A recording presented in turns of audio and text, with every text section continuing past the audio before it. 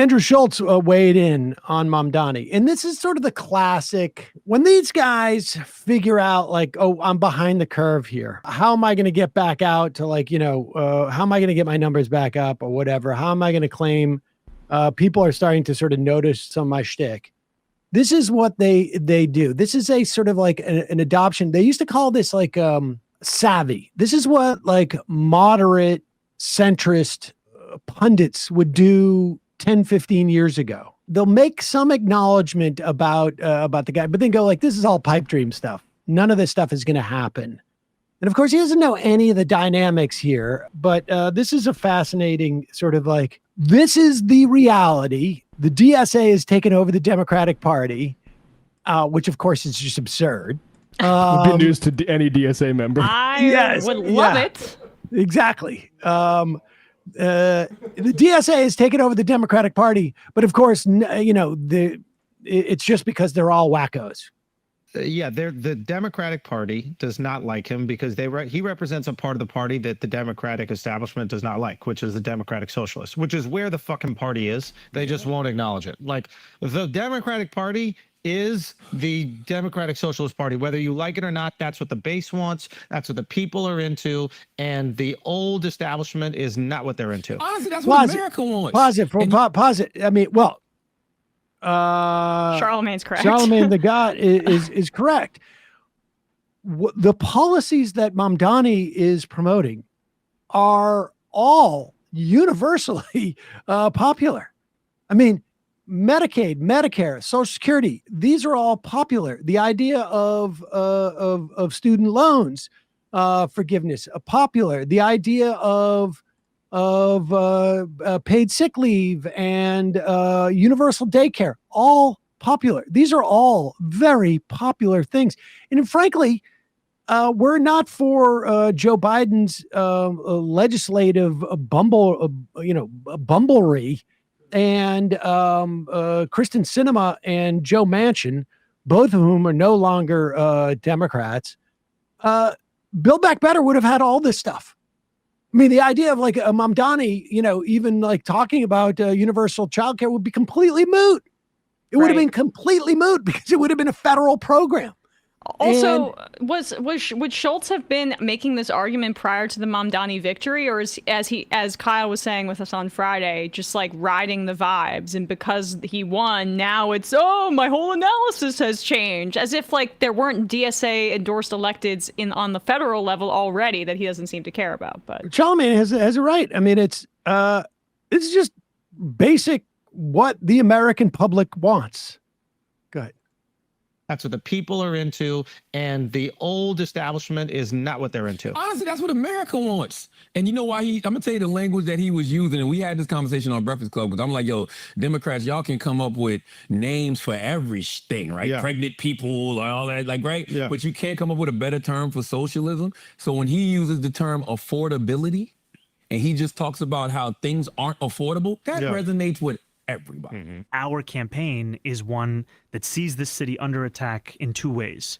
An affordability crisis on the inside. We're the most expensive city in the United States of America. 1 in 4 New Yorkers are living in poverty. The rest are living in a permanent state of anxiety about whether they can keep affording this city.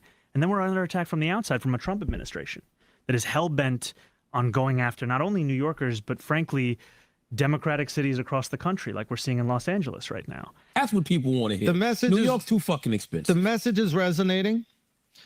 Here's the thing, and this is the thing. Poor people did not vote for him, okay?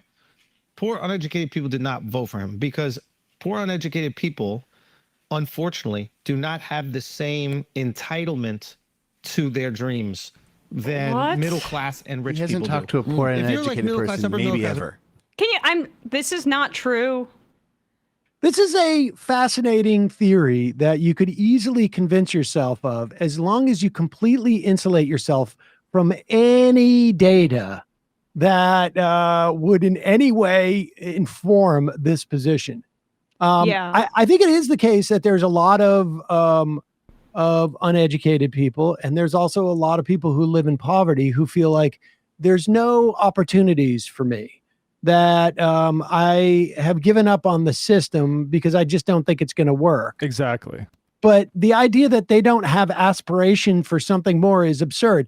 Also, I don't know where he got this theory. Let's pop up this New York City primary vote share for a moment.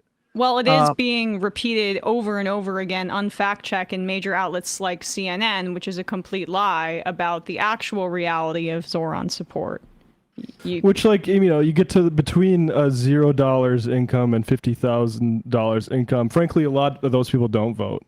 They're disenfranchised. It's made very difficult for that. So I would be curious to know even the raw totals. But once you get to up closer to, you know, even under like low $35,000, Mamdani is neck and neck with a Cuomo, the political dynasty. Yeah. And that's just a primary campaign. So, like, I would say give it a little bit of time for people to believe in it, because a lot of people wouldn't. And then immediately, once you get into the most working folks in New York, I mean, again, like, it'd be nice to see numbers wait a with second. this. Let's also just remember who votes in a Democratic primary. Yes. It is, it tends to be, though, you know, once those two graphs come together in that first at 25,000,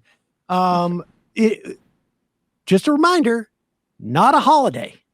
Exactly. And right. there are, I mean, people who are working at that low end of the income spectrum are not going to be taking a day off. They can't travel around. If there are long lines at the polls, they're not going to be voting. It's possible they could vote or early vote.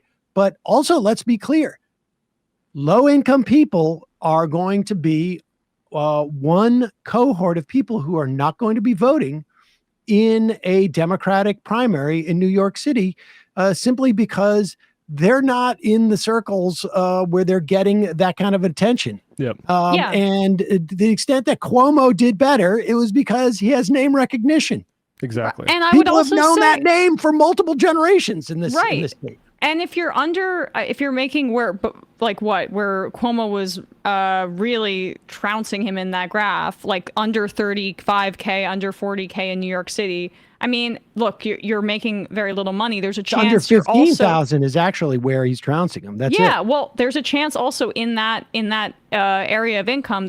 You could be like working part-time or semi-retired, and that could also align with people that are older or wealthier, or wealthier, right? Because like it's not necessarily that data isn't necessarily like the catch-all, but.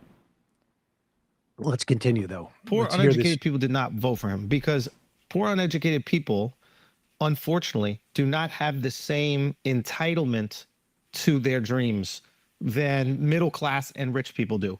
If you're like middle class, upper middle class, and rich, you're like, I deserve to be super rich and have everything work out, and like I'm entitled to that.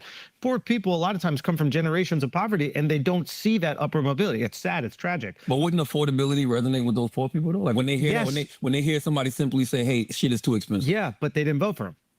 So to me, the message that's really connecting are these people who feel entitled to a better life because they did everything that they were supposed to do, i.e. go to college. They got a meaningless degree. Can you stop and pause it for a sec? Like, this is just like, he's shooting from the hip and he has no idea what he's talking about. But in fact, the construction that he's applying is the one that is dividing the working class along the working class and the middle class lines, which is not the case, especially when you look at what level of income you need to be above the poverty line in New York City, which is different than other areas of the country. But this is like, there was class solidarity broadly among the electorate if you made under 200K. And all of like the analysis that is not backed up by data, but meant to support that is like really relies on old stereotypes where they're talking about these overeducated white people that voted for Zoran Mamdani. Yes, in large numbers in areas of Brooklyn, that was the case.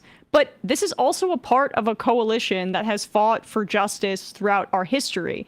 The white people that went down to the South to help with activism and put their bodies on the line for the civil rights movement were these overeducated young white people that are sneered at by wealthier white people. Because the implicit thing that they're saying underneath all of that is that they're class and race traders who are advocating for the interests of other people as opposed to the interests of us, the in-group. And that's like what the underlying kind of tension is here.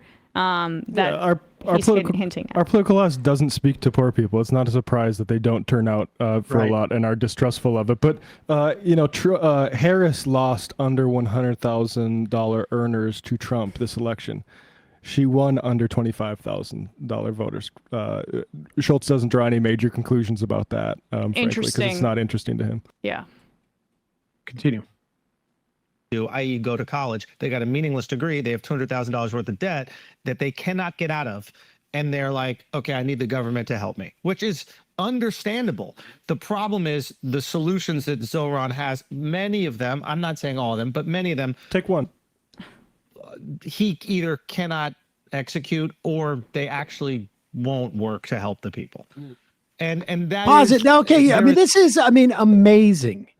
Like, because he spent all of this sort of like armchair psychology about what poor people want and this and that. And I don't think he could name a single policy. He has heard that refrain from all the right-wing media that the Jason guy Calacanis, that these can't work and he can't execute it. Now, that's the question of the trope. How is he going to get this money from Albany? Well, we've mentioned this before. Kathy Hochul is running a race. She is running against her current lieutenant governor, who is running to the left of her. Mamdani is perhaps, once or twice or three times in a lifetime type of politician who's going to have massive support if the Democratic primary results are any indication. The highest vote tally of any Democratic primary in I don't know, decades maybe. No, he highest ever in the history of New York City. It officially crossed that threshold. And so Hochul, who is going to be running for her life and already dealing with somebody who's running to her left, is going to be under a tremendous amount of pressure, the likes of which we haven't seen. And Kathy Hochul, not exactly a track record of standing up to pressure or being too adept. So this idea that he's not going to be able to get it done, it says it so flippantly, he has no idea about that. Of course, it's always a question, will you be able to achieve what you set out to achieve? And that is as far as ones that won't work for the people he's looking to help. Which policy? With the free buses is not going to help? The universal child care is not going to help?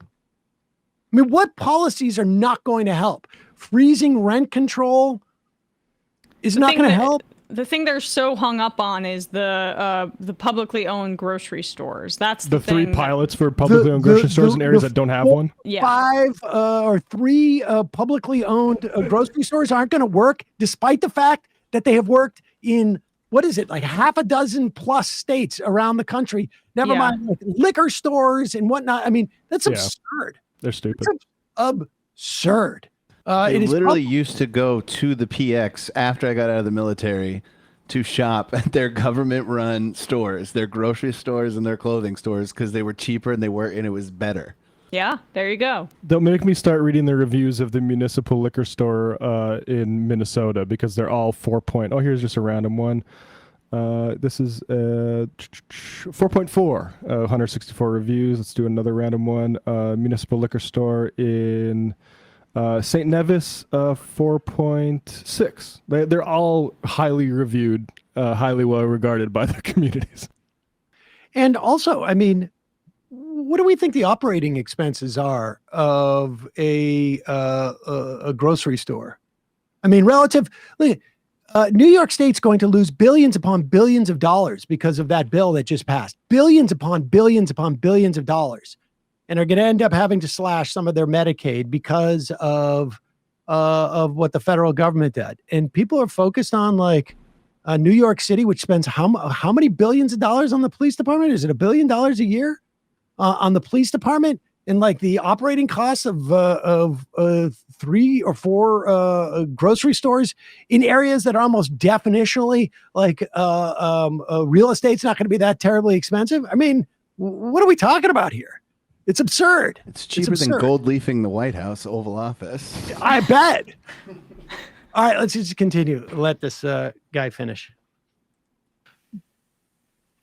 He either cannot execute or they actually won't work to help the people.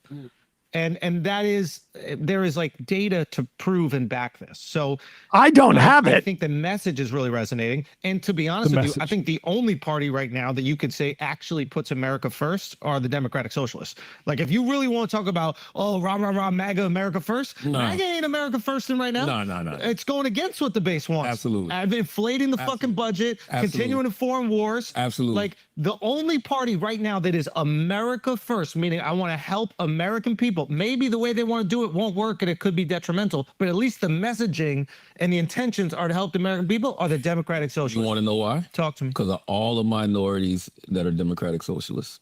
The blacks, the Latinos, the gays, because those are the people who really believe in what America says it is. I think Democratic Socialists are a bunch of like college-educated white kids. I think that's what it is. That's it? Not that's I it. think But that's it's a big tit. That's the majority. It's all the hipsters. That's like, okay, I came here, I moved here, I thought I was. I jumped the gun on my response to that, but yeah, no, that's the stereotype that you're talking about here. But this was by all of the metrics, a cross-racial coalition. Yes, he lagged with black voters, but he turned out Latino voters in numbers. And other parts of like the Asian community, which is also diverse and gets flattened into one category here in New York City, but white people too. And he lost in Manhattan, the Upper East and Upper West Side by a lot. But for communities south of that area, he was very successful too. So like they had the argument pre-made, and they're and like it's so lazy. And if we had real like standards for broadcasting and things like that, this would be considered a major lie. But it's not, and there's going to be a lot of people that believe this kind of thing. This is why there's all the emphasis on his SAT thing and the racial survey, because they're trying to make him a white guy, because that's the only way they can affect Democratic Socialists, because he's so clearly not. The other element about that, I mean, look, this guy's a comedian, but what I find fascinating is how little self-respect he must have to say things like there's data for this. He doesn't know the data. He hasn't looked at the data that's supposedly there. He says it, but when he was told this and he's regurgitating somebody else's talking points, and he knows he is, and as it comes out of his mouth and he makes these assertions, it can't be done, or he won't be able to execute it, or they won't work. And then he feels like he has to say that there's data. That's the tell, is that he knows he's just pulling this out of his ass and regurgitating what somebody else, he's heard somebody else say. And he has to sort of like, oh, I've just said something that's just sort of like pretty flimsy in and of itself. I don't know the details. I can't pick out a program, but I'm going to say, and trust me, they're a good source. They have data. That's what I just find fascinating about this. He needs to make sure he can go back on the All In podcast with Jason Calacanis and not be have his feet held to the fire about it. But he learned from the best. I mean, he's a Rogan acolyte for this very reason. It's all about like, oh, I'll ride the vibes of whatever's in the news cycle that day, and I don't really need to do any research, even though I'm talking about politics. He just needs clips. That's his whole life. Clips. My social media needs clips. Well, that's it. His other part of his life is he got that stand-up special gifted to him fairly early on in his stand-up career, right? Much to a lot of people's chagrin, and it was quite panned, is my understanding. That's a tough thing to do, to get something at that early stage of your career. It can be problematic. Yeah, it seems way too early. I remember when I shamed my 5th grade teacher to let me be Abraham Lincoln in the President's Day sort of thing, where parents came and looked at your poster board about how you did the history of the president and you dress up like a president. And I did a really bad job on it then. You weren't ready for that moment? Yeah. It's too soon. You were like, give it to me. Give me the role. Were you tall? I was okay. I was okay tall, but for the beard, I did I took some cotton sort of wrap for medical purposes, and I used a black Sharpie and I used that for the beard. So it wasn't, and a construction paper hat. Kind of a letdown compared to some of the other people who went all out. Hey, folks, don't forget to hit the subscribe button and check out our daily show. We do it every day at 12 p.m. Eastern for about 2.5 hours. We even take phone calls. You should check that out.